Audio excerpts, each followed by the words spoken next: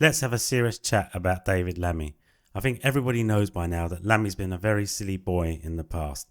His comments on Trump being a serial liar, xenophobic and no friend of Britain, which are some of the milder things he's said about Trump, are now coming back to bite him hard. There are no two ways about it. He will have to openly apologise to Trump. And even then, his job is still not guaranteed. And that's probably part of the reason why he hasn't done it yet. Just listen to what Trump's former aide, Sebastian Gorka, has to say about it. Tariffs from the United States. Donald Trump, despite many people thinking the Republican being a free market party, very much protectionist, talking about America first, got no issue with that. More countries should worry about their own people first. I accept that. But there are fears of a trade war. What is the UK likely to face? Because we know, back when Trump was in office last time round, a lot of hopes there might be a trade deal between the UK and the US. You're our biggest trading partner here in the UK. Any chance of a trade deal? Or are we likely to face some of those tariffs as well?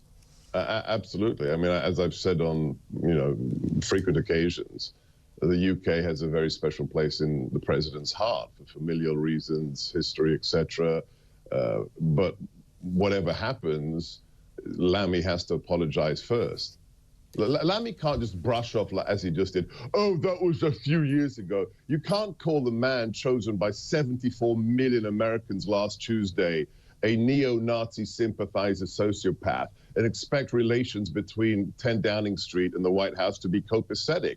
I mean, that is inexcusable. Either he has to be fired or he has to apologize before January the 20th in the inauguration for there to be decent relations between our two great nations. We understand that Donald Trump had a dinner with Keir Starmer and David Lammy, our Foreign Secretary, just a few months ago, and apparently all convivial. Are you saying that Donald Trump has David Lammy not apologised yet, and is Donald Trump requiring a public apology?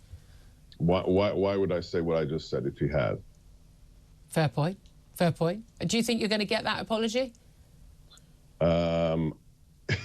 Keir Starmer knows what he's doing, then he's going to order Lammy to apologise publicly. So basically you're saying a trade deal? Well, he does say if Starmer knows what he's doing. Trouble is, we all know Starmer hasn't got a clue what he's doing. And it's not just Gorka. Ezra Cohen, a former intelligence officer and Trump ally, has called for Lammy to openly apologise to the American people. The calls for Lammy to apologise must be getting deafening for Lammy by now. If he doesn't take this advice very seriously, it's not just his political career on the line, it's the UK economy that will suffer. His attempts to brush off all the crap he has said about Trump is just not going to wash. Saying they are old news and hoping Trump will forget about them is just not an acceptable strategy. Just because Trump had dinner with you and gave you an extra portion of chicken, it doesn't mean he's going to give you a trade deal. Without an apology, Starmer will be backed into a corner and will have no choice but to fire Lammy. Farage, now milking his special relationship with Trump, will be constantly piling on the pressure for Starmer and Lammy to sort themselves out. It's going to be very embarrassing if Trump snubs Labour and doesn't give us a trade deal. Not to mention economically painful. This situation is much bigger than Lammy or the Labour Party. It will have serious consequences for our country. The US is our biggest export market, making up nearly 16% of all our exports. That's nearly double the next closest biggest export market, which is Germany, at 8%. In the last year, UK exports to the US totaled £188.2 billion. So I was surprised to read that Lammy is now pushing back on a state visit from Trump, calling it a tall order and it would take time to organise for next year.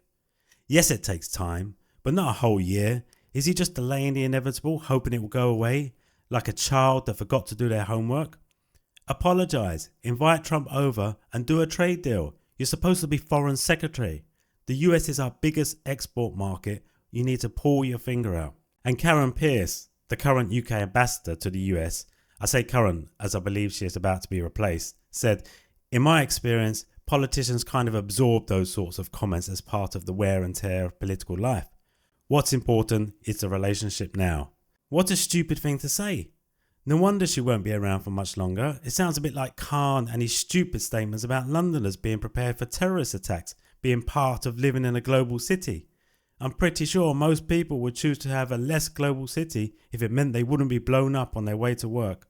And I'm pretty sure Trump will not be brushing off all the crap Lammy and the rest of the clowns in the Labour Party have said about him as wear and tear. He will see it exactly for what it is. It's an attack on him, his values and his beliefs, and he will make them squirm. Thanks for watching. If you enjoyed the video, please give it a like, comment, subscribe, and I'll see you in the next one.